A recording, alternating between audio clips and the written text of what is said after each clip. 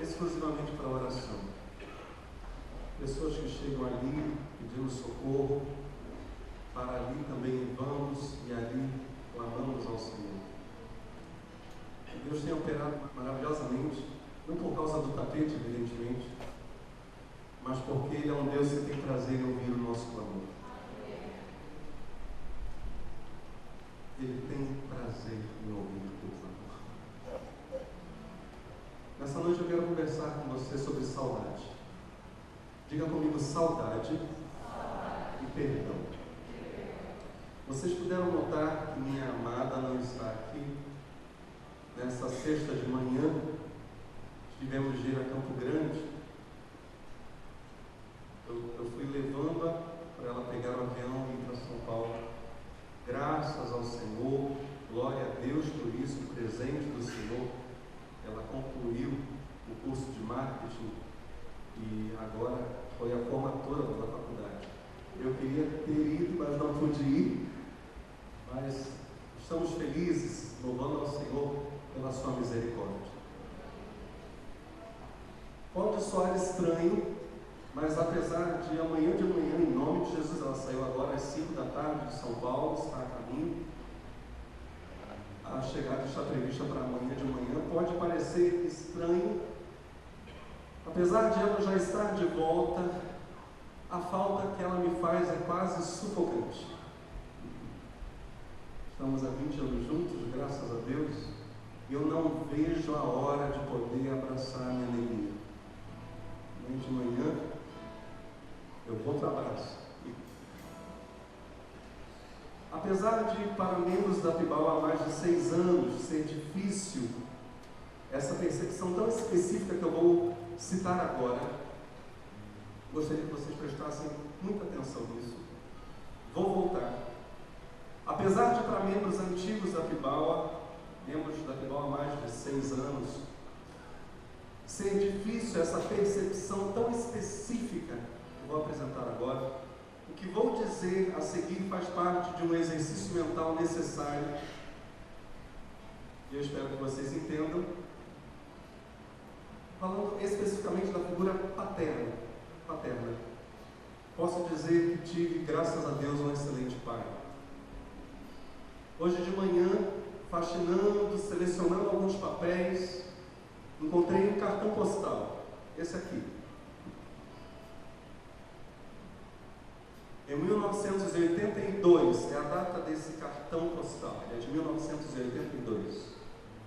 Nos meus 6 aninhos de idade, papai estava na Espanha assistindo a Copa do Mundo. Ele ganhou um prêmio da empresa em que trabalhava e foi para lá para assistir a Copa. Ele me escreveu esse cartão mandou da Espanha, está aqui com os selos espanhóis. Um pai escrevendo para o seu filho de 6 anos. Alô, Maura, você tá bom? Papai está com saudade do meu, e aqui ele usa a expressão que usava comigo, do meu fusquinha. Papai está com saudade do meu fusquinha à beça. Mas você precisa ficar aí para dar os beijos na mãe. De quem é ela? É minha? Xiii, mal.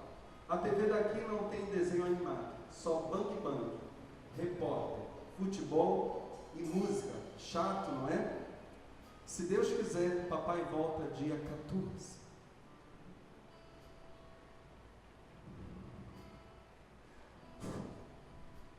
Beijos. A Copa, em 82, na Espanha, foi de 13 de junho a 11 de julho de 82, evidentemente. Papai deveria retornar de lá dia 14 de julho, mas por causa da saudade, ele voltou 15 dias antes para o Brasil. Não aguentava de saudade. Hoje pela manhã também, na mesma faxina, eu vi uma foto em que aparecem algumas pessoas que hoje estão, infelizmente, afastadas do Senhor. 2 dessas pessoas são homens adúlteros, inveterados, saíram da comunhão e ainda se consideram cristãos, apesar de permanecerem com as suas vidas de adultério contínuo. uma jovem que também está na foto, enveredou pelo ateísmo feminista e hoje está muito longe do Senhor.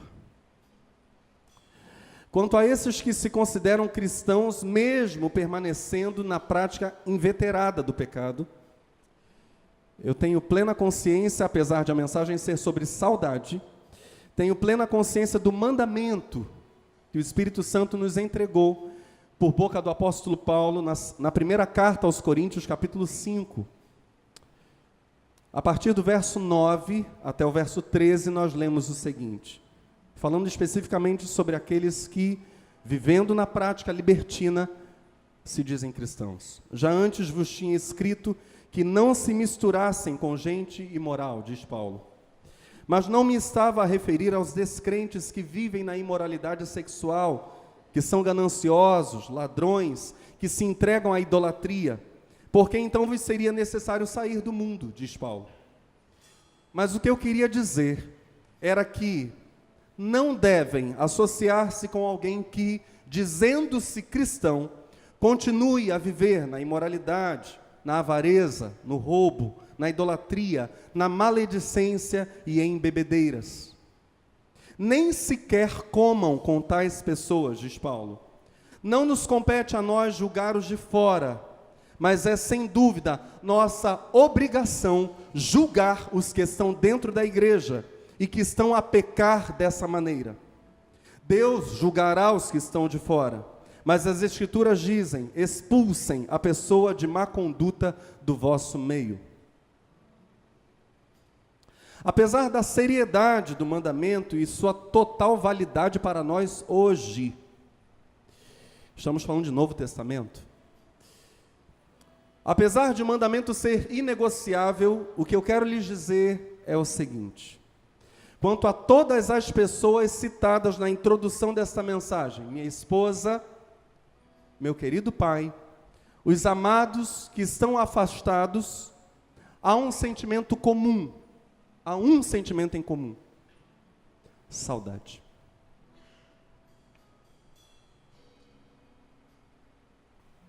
Eu preciso com vocês nessa noite meditar sobre o valor espiritual, se é que ele existe, o valor espiritual da saudade. O que a saudade pode nos fazer ver? Em que sentido a saudade pode ser útil para abrir nossos olhos, de algum modo, espiritualmente falando? Justo pelo fato de a pós-modernidade ser marcada, e a gente tem visto isso continuamente, os valores ou a perca de valores da pós-modernidade, justo pelo fato de a pós-modernidade ser marcada, dentre outras coisas, como diz Zygmunt Bauman, pela falta de solidez de relacionamentos, pela facilidade com que relacionamentos são rompidos, sentir saudades torna-se mais importante do que nunca. É preciso que haja saudades em nós. As saudades são, a uma só vez, a negação da autossuficiência. Quem sente saudades, ao sentir saudades, está dizendo para si próprio: eu não me basto. Eu preciso de alguém, eu preciso de outros. Saudade é, a uma só vez, negação de autossuficiência, e é também dado por Deus uma espécie de remédio para que nós superemos todas as formas de mágoa. Nos casos em que a mágoa não existe mais, a saudade passa a ser, havendo distanciamento físico das partes, o único sentimento talvez que resta. Se as saudades da pessoa amada superarem todas as demais tristezas, talvez nós devamos dizer, em certo sentido, que o coração da pessoa que sente saudades ficou limpo. Não há mais mágoa, não há mais distância no coração, há apenas a saudade de uma relação que cessou. O coração está limpo. Por exemplo, segundo Samuel capítulo 13, fala para nós, eu não vou ler esse trecho, nós vamos caminhar um pouquinho no livro de Gênesis, mas eu quero apenas contar para vocês parte da história.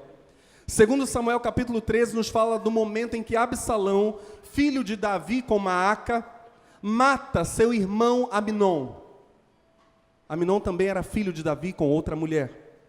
2 anos depois de Aminon, filho de Davi, ter violentado Tamar, sua meio-irmã, irmã de Absalão, Absalão se vinga do ultraje.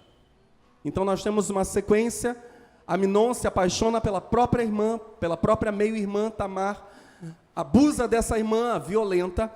Absalão, que era irmão dos dois, espera por 2 anos a oportunidade para vingar o ultraje feito à sua irmã e mata seu irmão Aminon. Isso está relatado em 2 Samuel capítulo 13. O momento em que Absalão mata seu irmão Aminon é numa festa, a festa da Tosquia, em Baal-Azor, um lugar perto de Efraim, a aproximadamente 32 quilômetros norte de Jerusalém. Absalão maquina por 2 anos a morte de seu irmão Aminon. Após o assassinato, Absalão foge de Baal-Azor para um pequeno reino chamado Gesur, ao leste do mar da Galileia. Interessante que o rei de Gesur era Talmai, pai de Maaca, a mãe de Absalão. Então Absalão foge para o reino que era liderado pelo seu avô materno. O final do texto, segundo Samuel capítulo 13, versos 37 a 39, diz: assim Absalão fugiu e foi a Talmai, filho de Amiur, rei de Gesur. E Davi pranteava por seu filho, no caso Aminon, todos aqueles dias. Davi, diz a Bíblia, chorou muito tempo a morte de Aminon. Assim Absalão fugiu e foi para Gesur, esteve ali 3 anos. Então tinha o rei Davi, diga assim comigo, tinha o rei Davi saudades de Absalão. Tinha o rei Davi saudades de Absalão, porque já se tinha consolado acerca da morte de Aminon. Ou seja, Davi sente saudade de Absalão porque o perdoou. Davi perdoou seu filho, que vingou Tamar, sua também filha, eliminando Aminon, também filho de Davi. Antes de continuarmos, precisa ficar bem claro que existe saudade de relações carregadas de pecado, que existe saudade do pecado em si, que existe um tipo de saudade um tanto masoquista, ligada a uma síndrome que na psicologia tem nome de síndrome de Estocolmo. Em nenhum momento da mensagem eu vou me referir a esses tipos doentios de saudades. Não falo então sobre saudade de relacionamentos pecaminosos, saudades do pecado em si, saudade masoquista, como no caso da síndrome de Estocolmo. Para que a gente entenda do que estou falando, síndrome de Estocolmo é um nome atribuído a um fenômeno psicológico diagnosticado pela primeira vez depois de um assalto que foi acompanhado de sequestro no ano de 1973. O assalto da Norrmalmstorg, do Kreditbanken, em Norrmalmstorg, Estocolmo, capitão da Suécia.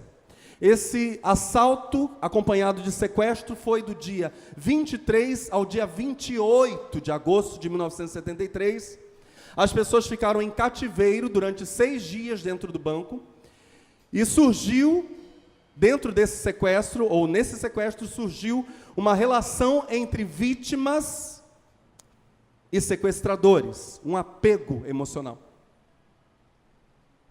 Mesmo depois de o sequestro ser concluído, terminado o caso, os depoimentos das vítimas, que eram evidentemente testemunhas do crime, tiveram dificuldade em ser colhidos, faltava a clareza, porque as vítimas passaram a defender os sequestradores. Essa síndrome é uma operação mental na qual a nossa psique desenvolve um mecanismo de defesa. Ela quer criar a ilusão de que não há um perigo real na situação a que a pessoa foi exposta. Então é uma tentativa de tornar o trauma, que é tão violento, tão terrível, uma coisa insignificante.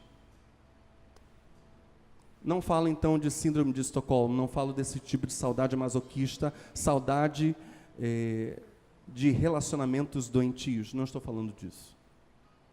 A saudade decorrente dessa síndrome, a saudade do pecado, a saudade de relações pecaminosas, nada disso é tema da mensagem. Nós vamos pensar em saudade ligada a perdão. A saudade que revela a pureza dos sentimentos quanto às pessoas das quais por algum motivo nós nos afastamos e com as quais ainda é lícito ter comunhão. Ou, também é tema da mensagem, saudade de quem temos que nos manter afastados, e aqui eu volto ao texto de 1 Coríntios 5, já lido. Em ambos os casos, a saudade é mesmo saúde e sempre servirá como um estímulo de Deus para ações concretas. Se ela é efeito de amor, ela vem de Deus, porque o amor vem de Deus. No primeiro caso, a saudade de pessoas de quem nos afastamos, mas com as quais é lícito haver uma comunhão profunda. A saudade, se der lugar a ela, se ela for alimentada e recebida como algo que vem de Deus, diga comigo, saudade, vinda de Deus. Se ela for recebida como algo vindo de Deus, haverá reconciliação e reaproximação das pessoas envolvidas. No segundo caso, quando em lugar da reaproximação tiver que ser mantida a distância, volto mais uma vez a 1 Coríntios capítulo 5. Se der lugar de fato à saudade, se ela for entendida como algo vindo de Deus, haverá intercessão profunda. Por vezes, a oração acompanhada de lágrimas e clamor. Nós vamos nos lembrar agora de José, filho de Jacó e Raquel. Raquel era a preferida dentre as duas esposas de Jacó, Leia e Raquel, e as duas concubinas, Bila e Zilpa. Raquel tinha o primeiro lugar entre as quatro, era a preferida. José era o primeiro de seus filhos, ela teve apenas 2 filhos, José e Benjamim. José era o preferido desses dois, tanto por ela quanto por seu pai Jacó, mas além disso, José era mesmo preferido dos 12 filhos de Jacó, e a Bíblia diz isso expressamente. Gênesis 37, e agora eu gostaria de caminhar com vocês por essa história e pensarmos em saudades lícitas, saudades que vêm de Deus e saudades que precisam promover algum tipo de ação concreta. Eu não vou citar os muitos textos, eu peço que vocês apenas ouçam, mas a nossa trajetória começa no capítulo 37, ok? Gênesis capítulo 37. Como a gente vai enveredar por diversos versos, não é preciso ficar tentando encontrá-los, apenas ouça com atenção, por favor. Estas são as gerações de Jacó, sendo José de 17 anos, diga 17 anos. Essa informação é muito importante para nós. Apacentava as ovelhas com seus irmãos, sendo ainda jovem, andava com os filhos de Bila e com os filhos de Zilpa, mulheres de seu pai. E José trazia mais notícias deles a seu pai. E Israel amava a José, Israel, outro nome de Jacó, mais do que a todos os seus filhos, porque era filho da sua velhice. E fez-lhe uma túnica de várias cores. Vendo, pois, seus irmãos que seu pai o amava mais do que a todos eles, odiaram-no e não podiam falar com ele pacificamente. Nós temos aqui um quadro de uma raiva crescente dentro de casa. Nas relações que são, evidentemente, as relações mais próximas que um ser humano possa ter, as relações familiares, ali José não era querido. Disse, pois, Israel a José: não apacentam os teus irmãos junto de Siquém? Vem e enviar-te-ei a eles. E ele respondeu: eis-me aqui. E ele lhe disse: ora, vai, vê como estão teus irmãos e como está o rebanho, e traze-me resposta. Assim, o enviou do vale de Hebrom e foi a Siquém. E aconteceu que, chegando José a seus irmãos, enviado por quem? Seu pai. tiraram de José a sua túnica, a túnica de várias cores que trazia, e tomaram-no e lançaram-no na cova. Porém a cova estava vazia, não havia água nela. Passando, pois, os mercadores midianitas, tiraram e alçaram a José da cova e venderam José por 20 moedas de prata aos ismaelitas, os quais levaram José ao Egito. E os midianitas venderam-no no Egito a Potifar, oficial de Faraó, capitão da guarda. José, que na primeira fase da história era o adolescente imaturo, que agravava o ciúme causado pela preferência de seu pai por ele, José, com o relato de sonhos comprometedores, contando, por exemplo, que via sol, lua e 12 estrelas se curvando diante dele. José, que na primeira fase da história é um adolescente imaturo, que complica ainda mais as coisas, sofre a mais profunda rejeição. A venda de José à caravana de ismaelitas que vai passar, ou midianitas, era o mesmo que seus irmãos o matassem em seus corações. Agora a raiva dos 12 irmãos, no caso 10, porque Benjamim não o odiava, a raiva dos 10 irmãos, o ciúme, ele se transforma na coisa mais sólida, morte. Uma rejeição mortal. José só não foi morto, porque, diz o texto, seus irmãos temiam ser amaldiçoados, por causa do sangue inocente de José em suas mãos. Talvez eles tivessem em mente, não sei, o caso de Caim, que porque matou seu irmão foi amaldiçoado. José foi vendido como escravo, morrendo, entre aspas, para seus irmãos, rejeição absoluta, mortal. Aliás, Gênesis 37, lá quase no fim, vai dizer: então Judá disse aos seus irmãos, um dos irmãos de José disse aos demais: que proveito haverá que matemos a nosso irmão e escondamos o seu sangue? Vinde e vendamo-lo a estes ismaelitas, e não seja nossa mão sobre ele, porque ele é nosso irmão, nossa carne. E seus irmãos obedeceram. Vamos fazer negócio. Nós o eliminamos sem sujar as mãos. E a pergunta que a gente precisa fazer agora, numa história tão conhecida, tão popularizada, é: qual o grau de solidão? Qual o grau ou a sensação da vulnerabilidade? Qual o nível do desespero do rapaz de 17 anos? E agora eu peço ao meu filho Gabriel, eu vi por aí. Gabriel, fica de pé, por favor, filho. Gabriel, meu filho tem 17 anos. Nós conseguimos captar o nível do terror?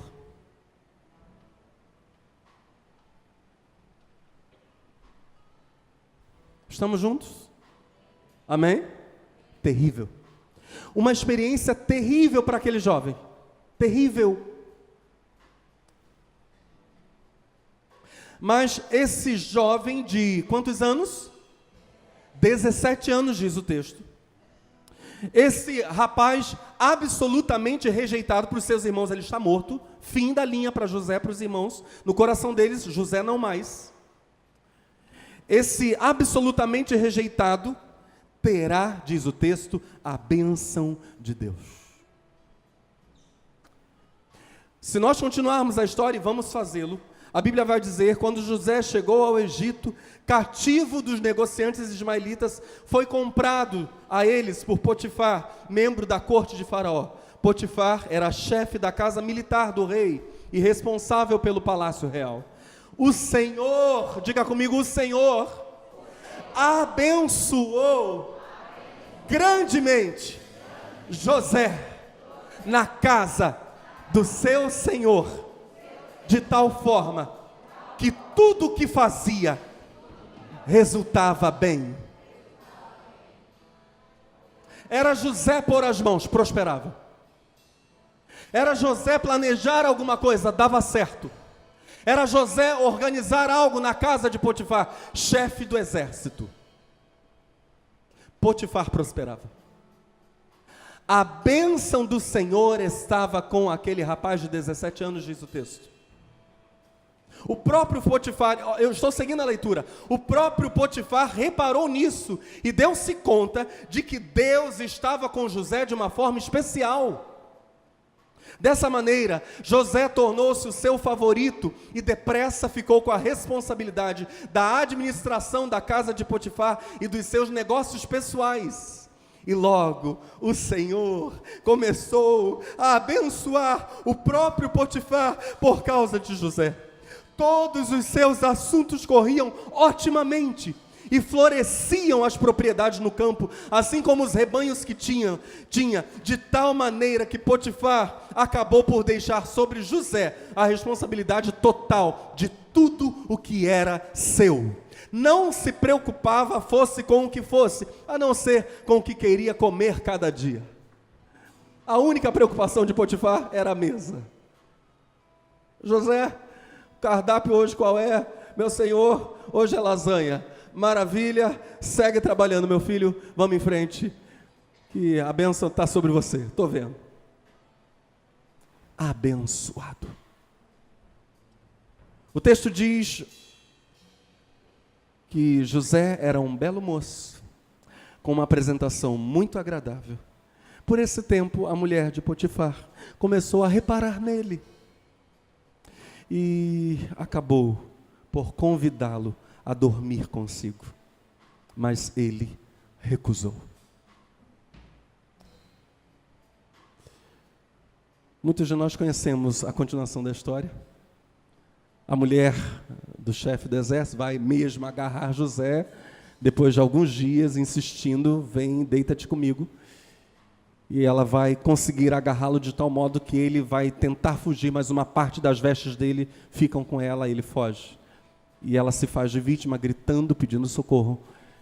E José, por causa disso, vai parar na prisão. Antes de nós continuarmos a leitura da história em si, precisamos fazer uma pergunta. Por que sobre José, na casa de Potifar, e daqui a pouco nós vamos ver mais algo, está a bênção? Simplesmente pelo fato de ele ser rejeitado por seus irmãos? Creio que não. Por ter um coração bondoso?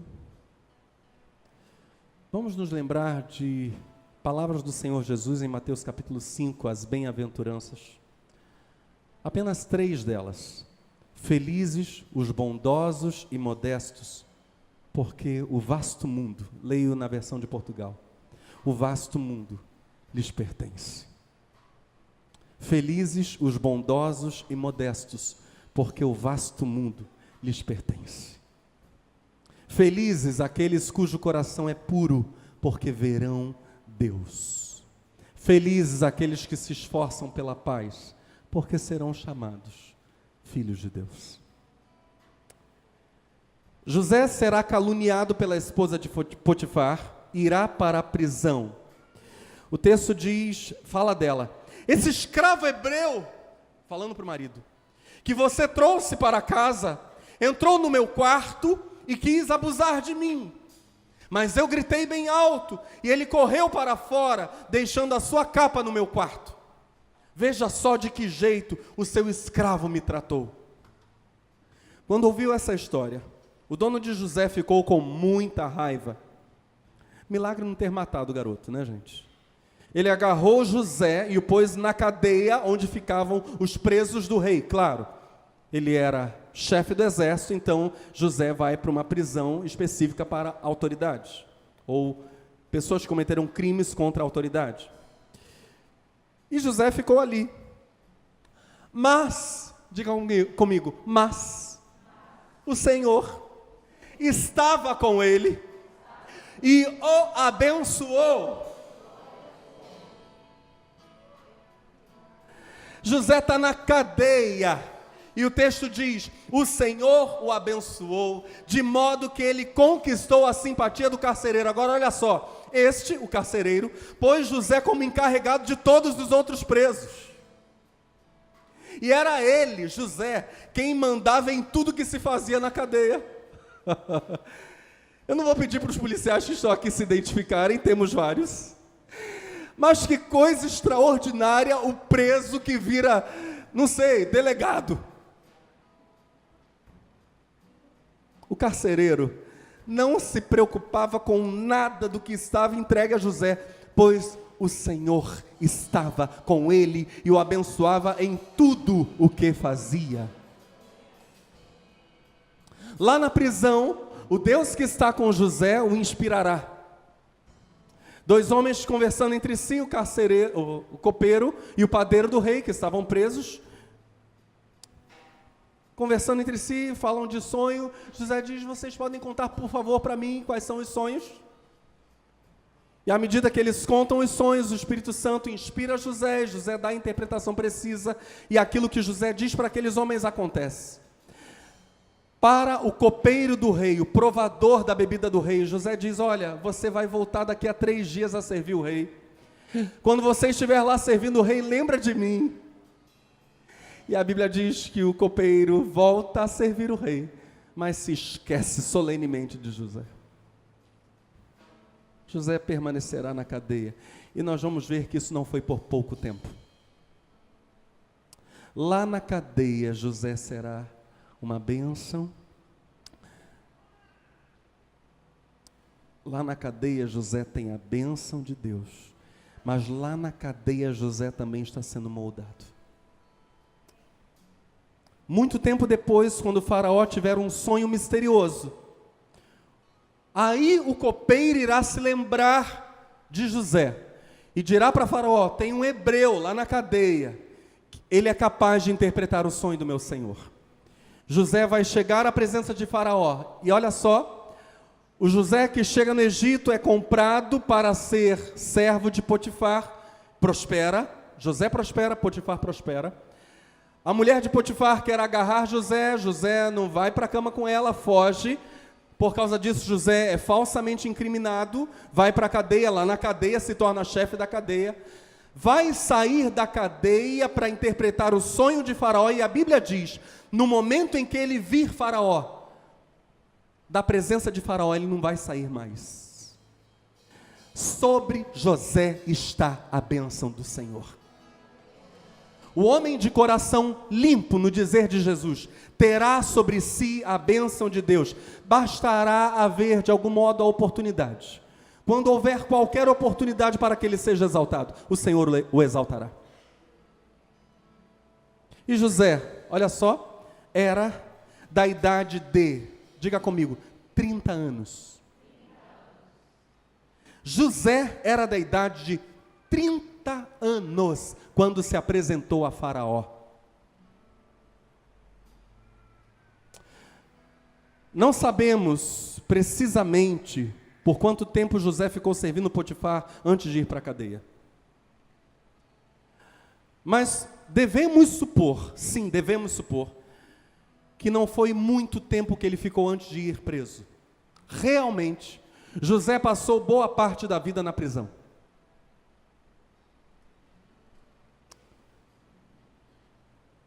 José era da idade de 30 anos, quando se apresentou a Faraó, rei do Egito. E saiu José da presença de Faraó e passou por toda a terra do Egito. Então, antes de continuarmos a leitura, vamos entender algo. Faraó conta o sonho, José diz: haverá 7 anos de fartura abundante no Egito, seguidos de 7 anos de seca e fome. Meu Senhor, preparemos-nos para esses 7 anos que virão. Os 7 anos de fartura já se estão iniciando. Façamos celeiros, coloquemos administradores para isso. Faraó fica impressionado com a interpretação e a orientação de José e o coloca por chefe dos seus armazéns. Nesse exato momento, o texto diz: saiu José, enviado por Faraó, saiu José da presença de Faraó e passou por toda a terra do Egito. Agora José vai fazer uma inspeção. Evidentemente, para fazer essa inspeção, José está livre, não é mais prisioneiro. Agora José é homem livre, deixa o palácio e inspeciona todo o Egito. O texto diz: e nos 7 anos de fartura, a terra produziu abundantemente. E ele ajuntou todo o mantimento dos 7 anos que houve na terra do Egito, e guardou o mantimento nas cidades, pondo nas mesmas o mantimento do campo que estava ao redor de cada cidade. A notícia se espalha. Enquanto todo mundo está com fome, por causa de um ex-preso, sobre quem a bênção de Deus está, mesmo quando ele está na cadeia. Olha o paradoxo, hein? Ele está sendo tratado. Temos aqui alguém que está na moenda de Jeová. Pastor, eu estou na moenda de Jeová. Estou sendo lapidado, estou sendo tratado. Amém? Passa, daqui a pouquinho você vai para o palácio. Mas tudo tem o seu tempo. A notícia de prosperidade do Egito se espalha. Gênesis 42 vai dizer para nós: vendo então Jacó, pai de José, que havia mantimento no Egito, disse a seus filhos: por que estáis olhando uns para os outros? Ou seja, por que vocês estão parados aí sem fazer nada, olhando um para a cara do outro? Disse mais: eis que tenho ouvido que há mantimento no Egito. Descei para lá e comprai-nos dali, para que vivamos e não morramos. Então desceram os 10 irmãos de José para comprarem trigo no Egito. O alimento base, tanto para os judeus quanto para os egípcios, era mesmo o pão. E no mundo de então, o pão era, hoje isso não é muito diferente, símbolo de toda a alimentação humana. Por exemplo, quando Jesus diz: nem só de pão viverá o homem, ou na oração do Pai Nosso: pão nosso de cada dia dá-nos hoje. Ele não está falando apenas de um específico alimento, ou seja, o pão específico, mas a alimentação como um todo, a provisão como um todo. Nesses dias já era assim. Agora, antes de nós avançarmos na história, nós temos então um garoto que é vendido para ser escravo aos quantos anos? 17 anos. Fica até os 30, pelo menos, afastado de seu pai, de sua mãe, de seus irmãos, de sua família. Passa por prisão injusta, além de ter passado pelo terror de ser vendido como escravo, passa por uma prisão injusta. É verdade que a bênção de Deus está sobre ele, mas a bênção de Deus está sobre ele quase que como uma grande consolação em meio a duras provas.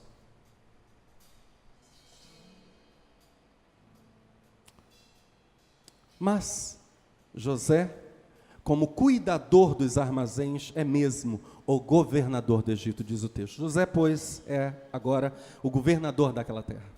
Ele vendia a todo o povo da terra, e os irmãos de José chegaram, enviados por Jacó, e inclinaram-se a ele com o rosto em terra. Cumpriu-se o sonho. E José, vendo os seus irmãos, conheceu-os, porém mostrou-se estranho para eles. Fingiu não os conhecer. E falou-lhes asperamente. Há um consenso aqui. Essa aspereza de José é uma tentativa de levar os irmãos ao quebrantamento. Aliás, o texto vai dar muitos insights disso. E disse-lhes: de onde vindes? E eles disseram: da terra de Canaã, para comprarmos mantimento. José, pois, conheceu os seus irmãos, mas eles não o conheceram. Então José lembrou-se dos sonhos que havia tido deles e disse-lhes: vós sois espias, e viestes para ver, literalmente, diz o texto, viestes para ver a nudez da terra, o coração da terra, o mais íntimo da terra. Vocês vieram para espionar o Egito.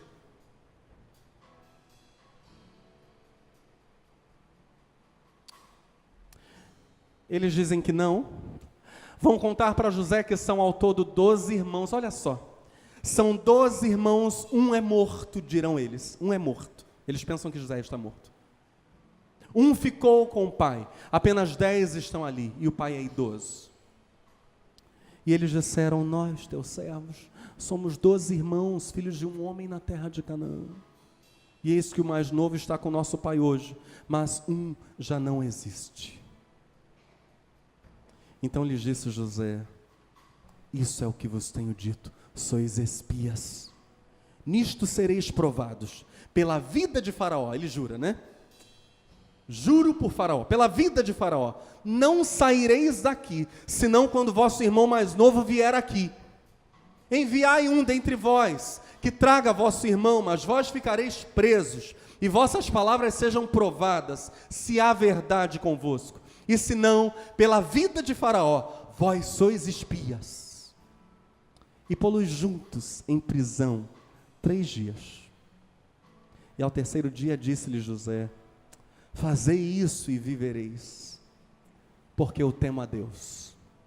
Se sois homens de retidão, que fique um de vossos irmãos preso na casa de vossa prisão, e vós, ide, levai mantimento para a fome da vossa casa. José está compadecido. A intenção de José não é fazer mal aos irmãos.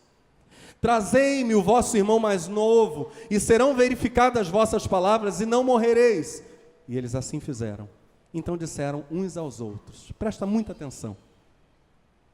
Na verdade, eles estão conversando em língua hebraica. Na verdade, somos culpados acerca de nosso irmão, pois vimos a angústia da sua alma quando nos rogava. José consegue o que queria.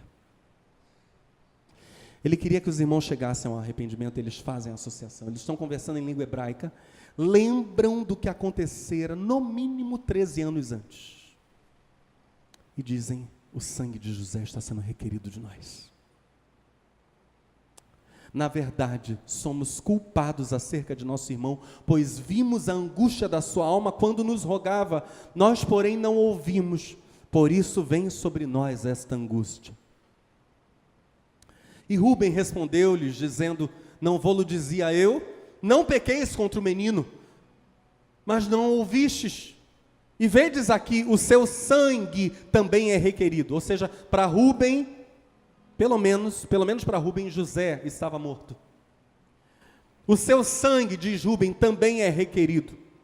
E eles, diz o texto, não sabiam que José os entendia. Ou seja, lá no verso 7, não vou dizer de qual capítulo que eu li para vocês, quando é dito que José se finge não os conhecer, é porque José em nenhum momento ousa falar em hebreu com eles. José só fala em egípcio, com o intérprete do lado, fingindo não conhecer a língua deles. Aqui ele vai fazer a mesma coisa, e eles não sabiam que José os entendia, porque havia intérprete entre eles. José falava em egípcio, fingia não entender língua hebraica, servindo-se de intérprete. E retirou-se deles, e chorou. Depois tornou a eles, e falou-lhes, e tomou a Simeão dentre eles, e amarrou-o perante os seus olhos. José mesmo amarrou. Meus irmãos, José está sendo aqui um grande ensinador. José está sendo mestre aqui. Ele é dotado de sabedoria divina. Ele está fazendo com os seus irmãos, não por vingança, o texto vai deixar isso bem claro, o processo que eles fizeram com ele, José, para levá-los a um profundo arrependimento. Agora ele amarra um dos irmãos, Simeão.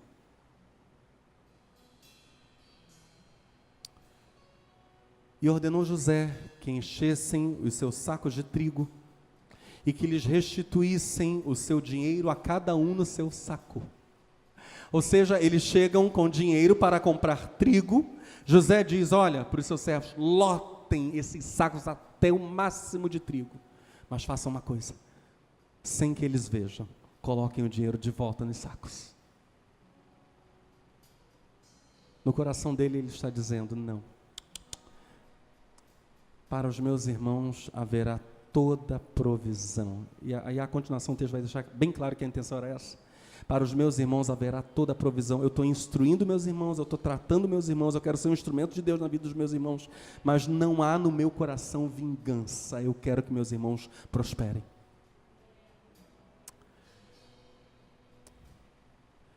E carregaram o seu trigo sobre os seus jumentos e partiram dali. E abrindo um deles o seu saco para dar pasto ao seu jumento na estalagem, viu o seu dinheiro, porque esse estava na boca do saco. Quando abriu, estava lá.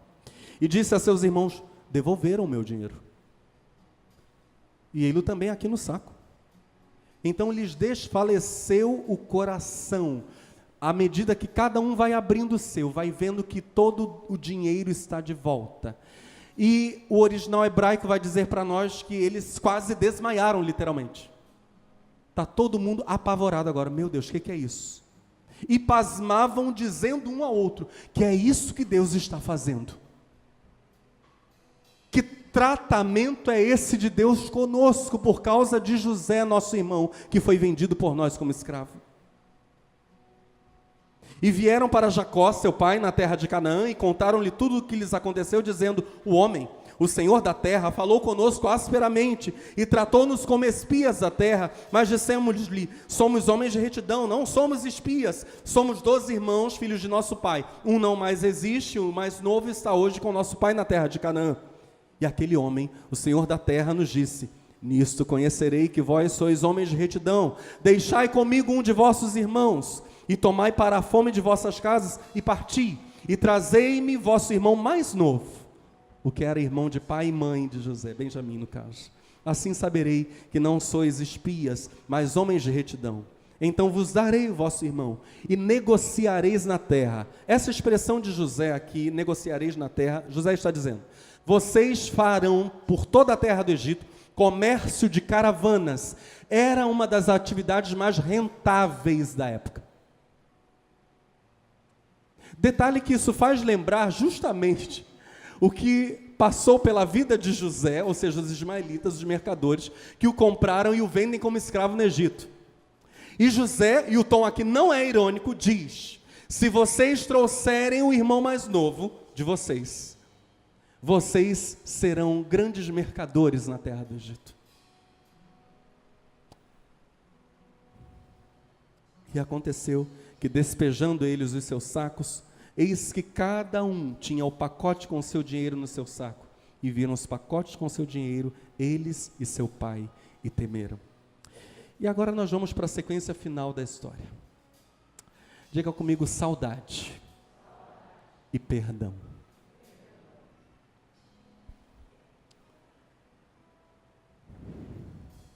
O texto diz: e a fome na terra era gravíssima.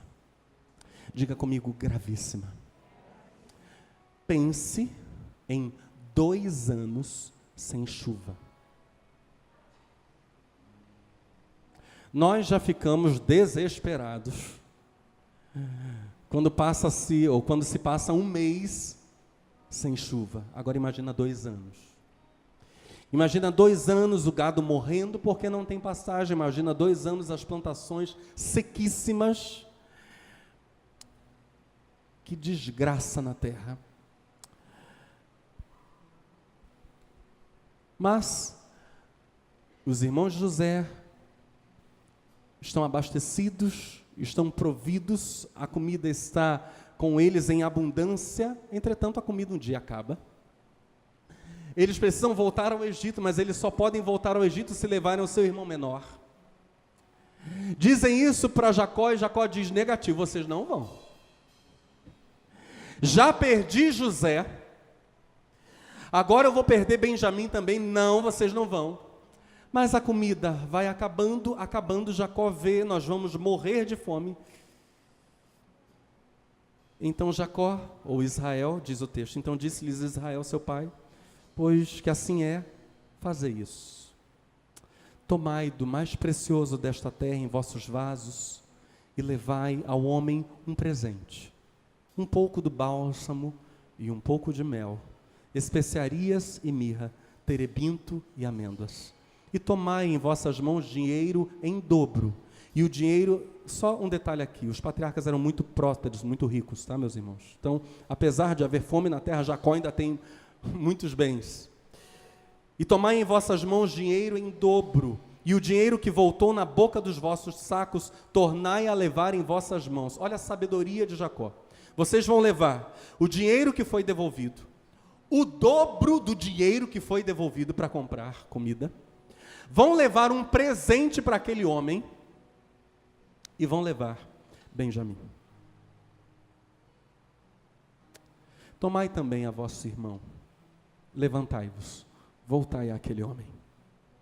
E Deus Todo-Poderoso de Jacó vos dê misericórdia diante do homem, para que deixe vir convosco vosso outro irmão, ou seja, Simeão, e Benjamim, e eu, se for desfilhado, se perder meus filhos, desfilhado ficarei. E os homens tomaram aquele presente, e o dinheiro em dobro em suas mãos, e a Benjamim. E levantaram-se, e desceram ao Egito, e apresentaram-se diante de José. Vendo, pois, José a Benjamim com eles, disse ao que estava em sua casa: leva estes homens à casa, e mata reses, e prepara tudo, porque esses homens comerão comigo ao meio-dia.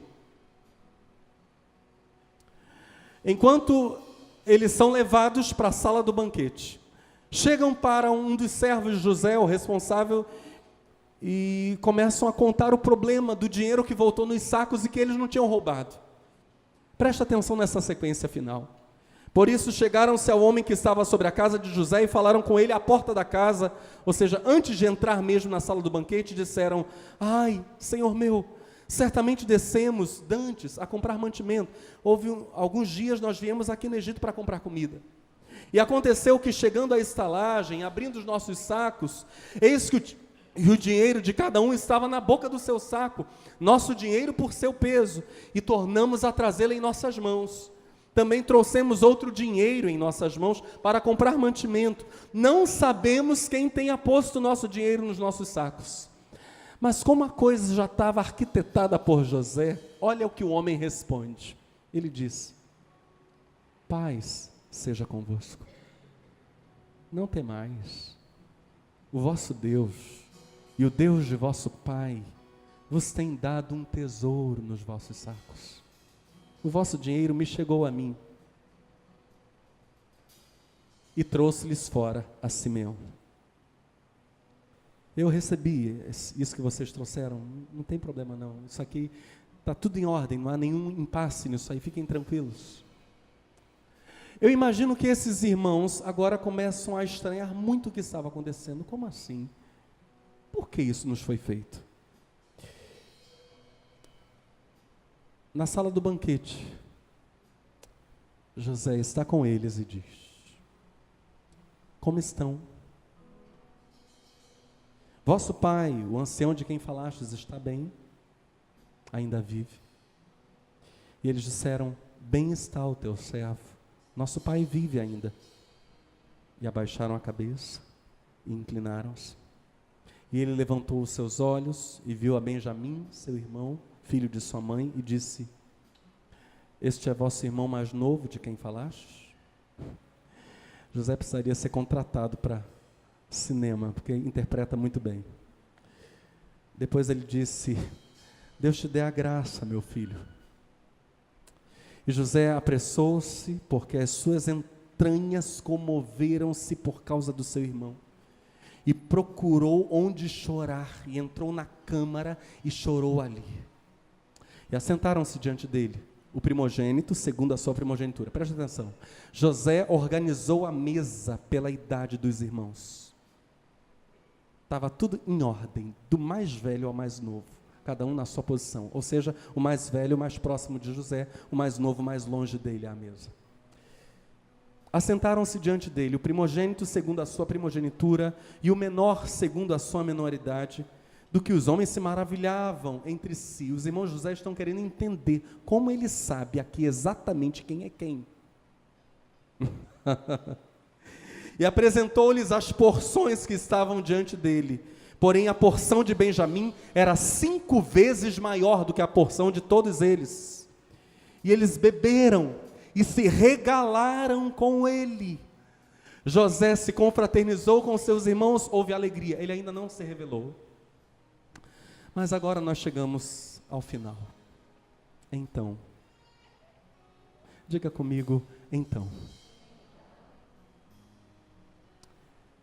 Então José não se podia conter diante de todos os que estavam com ele e gritou: fazei sair daqui a todo homem. E ninguém ficou com ele quando José se deu a conhecer a seus irmãos. E levantou a sua voz com choro, de maneira que os egípcios o ouviam e a casa de Faraó o ouviu.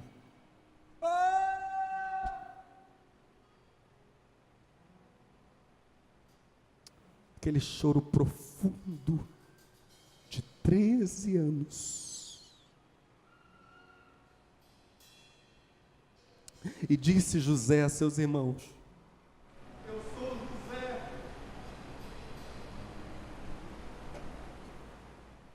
Vive ainda meu pai? E seus irmãos não lhe puderam responder, porque estavam pasmados diante da sua face. E disse José a seus irmãos: peço-vos, chegai-vos a mim. E chegaram-se. Então disse ele: eu sou José, vosso irmão, a quem vendestes para o Egito. Agora, pois, não vos entristeçais, não fiquem tristes, não pese o coração de vocês. Vocês já viram que o meu coração está limpo. Os presentes que eu mandei, o banquete que eu servi, vocês sabem que o meu coração está limpo, eu só tinha saudades. Não vos pese aos vossos olhos o me haverdes vendido para cá, porque para a conservação da vida, Deus me enviou adiante de vós.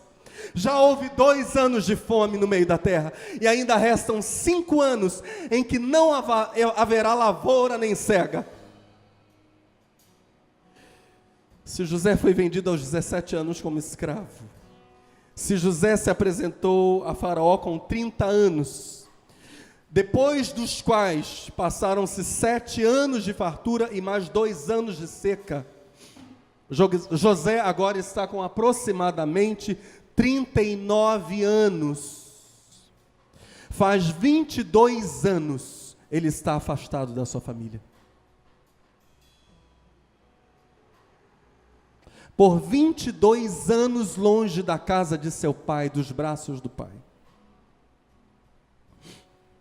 José vai chegar a dizer: Deus me enviou adiante de vós para conservar vossa sucessão na terra e para guardar-vos em vida por um grande livramento. Vocês que tentaram me matar, que intencionaram matar-me, Deus me levou na frente para dar vida para vocês. Coração limpo. José se vê como o servo dos seus opressores. José é o benfeitor de quem o matou em seu coração. José é um cristão antes de Cristo. Ele está numa era pré-cristã e é cristão. José é símbolo de Cristo. Assim, não fostes vós que me enviastes para cá, senão Deus, que me tem posto por pai de Faraó, e por senhor de toda a sua casa, e como regente em toda a terra do Egito. E lançou-se. Meus irmãos, vamos ver essa cena tão linda. Ao pescoço de Benjamim, seu irmão, e chorou. E Benjamim chorou também ao seu pescoço. Ficaram os dois agarrados ali, abraçados, chorando. E beijou José, olha só, beijou a todos os seus irmãos. Diga comigo: beijou a todos os seus irmãos. E o texto prossegue dizendo: e chorou sobre eles, a cada um que ele abraçava, ou a cada um ele abraçava, e sobre cada um chorava. Ah, Rúben, Simeão, Judá, Levi, Issacar, Zebulon, Gade, Naftali, Azer, meus irmãos, Efraim viria depois, correção. Meus irmãos,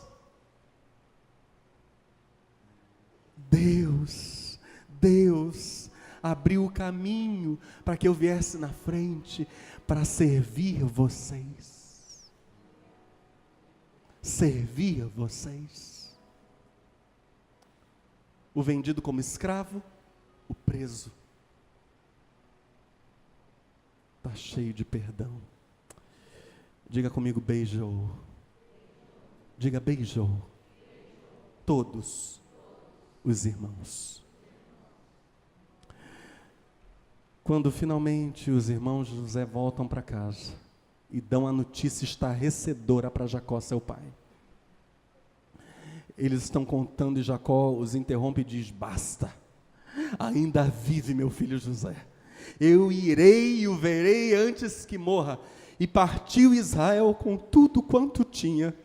E veio a Berseba, porque Jacó diz para ele: olha, tragam meu pai todos os bens que eu vou deixar a melhor terra, a terra de Gósen para vocês. E partiu Israel com tudo quanto tinha, e veio a Berseba e ofereceu sacrifícios ao Deus de seu pai Isaque. Olha que interessante, no meio do caminho indo para o Egito, Jacó oferece o sacrifício. José o convoca e Jacó, maravilhado, por 22 anos ele não sabia de seu filho, achava que seu filho estava morto, possivelmente. Ele adora a Deus e diz: Senhor, meu Deus, que presente o Senhor me deu na velhice, vou rever meu filho. Quando José sabe que Jacó está se aproximando, a Bíblia diz, José aprontou o seu carro. Meus irmãos, que cena. Subiu ao encontro de Israel, seu pai, eles vão se encontrar na terra de Gósen. E apresentando-se-lhe, e o hebraico faz uma coisa muito interessante aqui na poesia, propositalmente o texto não diz quem é que toma a iniciativa, para dar a ideia de que a coisa é mútua. E apresentando-se-lhe, lançou-se ao seu pescoço. A ideia é, os dois se lançam ao mesmo tempo ao pescoço um do outro. Pai e filho, depois de 22 anos. O garoto de 17 agora é um homem de 39. Jacó é um velho.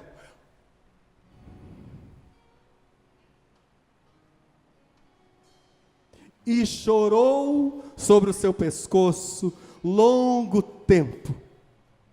Israel disse a José: morra eu agora, pois já tenho visto o teu rosto, meu filho, que ainda vives. Agora eu posso descansar. Deus me abençoe. A pergunta que nós precisamos fazer ao final dessa história é: qual o segredo de José?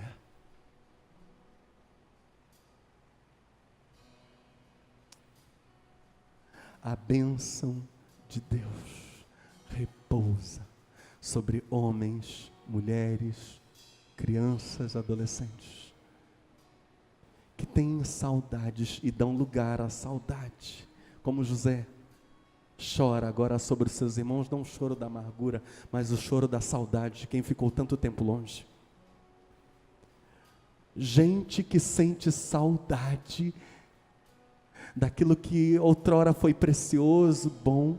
Gente que dá lugar a essa saudade e permite que isso ouvire uma intercessão poderosa, ouvire uma reconciliação poderosa, mas gente de coração puro. Cria em mim, ó Deus, um coração puro. Quem subirá ao monte do Senhor? Aquele que tem mãos limpas e coração puro. Sobre esse repousa a bênção de Deus. É o segredo do José que prospera na casa de Potifar. É o segredo do José que prospera na prisão. É o segredo do José que abençoa seus irmãos. É o segredo do José que se torna a grande redenção para seus familiares. Que o Senhor seja poderoso em nos usar. Possa o Deus de Abraão, Isaque, Jacó e José usar a cada um de nós. Possa Ele derramar sobre nós bênçãos sem medida, porque sabe que elas serão bem usadas, pois que encontrou em nós um coração puro. Saudades, sem rancor, saudades e perdão. Por favor, fique de pé no seu lugar.